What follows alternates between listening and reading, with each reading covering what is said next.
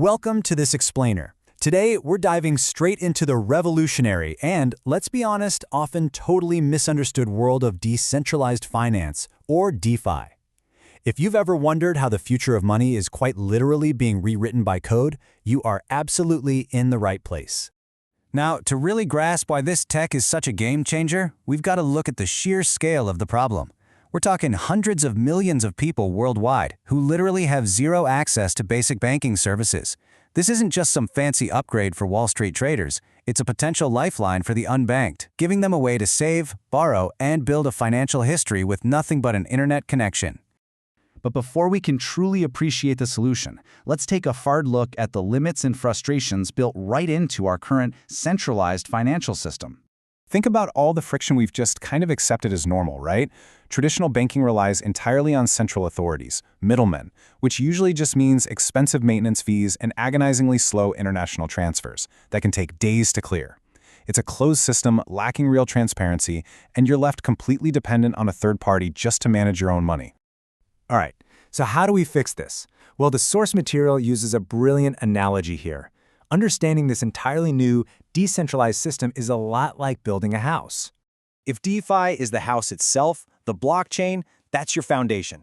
It's a decentralized, global network of computers verifying transactions without a bank in sight.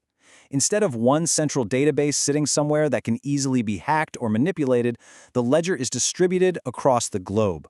And here's the exact step-by-step process of how it actually secures that data transparently and immutably.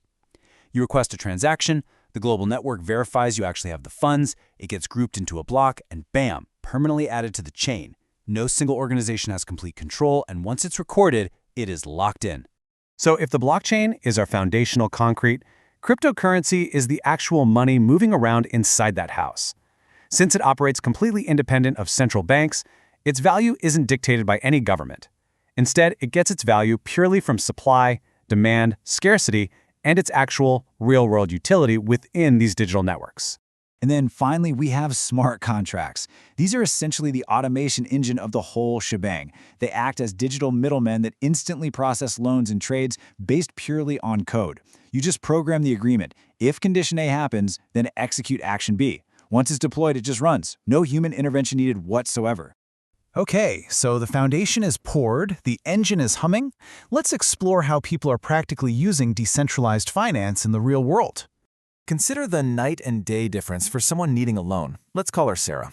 In traditional finance, she's walking into a bank, drowning in paperwork, going through credit checks, and waiting days, maybe weeks, for a human to finally say yes. But in DeFi, she hits up a lending protocol and gets funded in literally a matter of minutes. You might be wondering, how does this actually happen safely without a bank checking her credit score? Well, it relies entirely on automated steps and user-provided collateral. Sarah connects her crypto wallet, deposits digital assets to back the loan, and the smart contract automatically releases the funds. It is 100% objective and math-based. But it's not just about borrowing. You can dive into a whole variety of activities. You can lend your assets out to earn interest, trade directly with other people on decentralized exchanges, via liquidity pools, or get into what's called yield farming. That's where you strategically move your digital assets around different platforms to maximize your returns. You're basically acting as your very own financial institution. Now, while 24/7 financial freedom and high yields sound amazing, and they are, we absolutely have to talk about the flip side. Let's look at the very real, hidden dangers involved here. There is a foundational, golden rule in the crypto world. Not your keys, not your coins. See, DeFi operates on self-custody. You have total, uncompromised control over your digital wallet. But that also means there is zero customer support. If you lose your private password keys, no one is coming to reset them for you. Your funds are permanently gone. The harsh reality is that the promise of those sky-high yields is perfectly matched by some pretty severe risks. We are talking devastating hacks due to smart contract bugs, absolutely wild price swings that can wipe out value overnight, and developers executing rug pulls, which is exactly what it sounds like. They just disappear with the investors' funds. Add in the massive uncertainty of how governments are going to regulate all this, and it's a highly complex environment. Plus, if you're borrowing in DeFi and the crypto market suddenly crashes, you are facing liquidation. Remember those smart contracts? Yeah, they do not care about your personal circumstances, and you can't exactly give them a sob story. They will ruthlessly, automatically liquidate your collateral to protect the lenders the very second your asset value falls below the threshold. No human intervention, no grace period. Because of these unyielding cold, hard math mechanisms, educating yourself is absolutely paramount. Beginners have got to thoroughly research project teams and look for independent security audits. Start small to learn the ropes safely, aggressively protect your recovery phrases offline, and seriously, run the other way if a project promises unrealistic, guaranteed returns. In DeFi, high reward always equals high risk. All right, let's zoom out a bit from the day-to-day mechanics and risks of DeFi. Where does this actually fit into the broader historical context of human trade? Financial systems have, constantly evolved. We've gone from trading goats in the barter system thousands of years ago, to tossing around gold and silver, to paper currency, and then swiping debit cards in the internet age. Experts view blockchain and decentralized networks as simply the next inevitable step in how we exchange value globally. And here's the thing, the future of this tech isn't just about launching new digital coins, it's really about tokenizing real-world assets.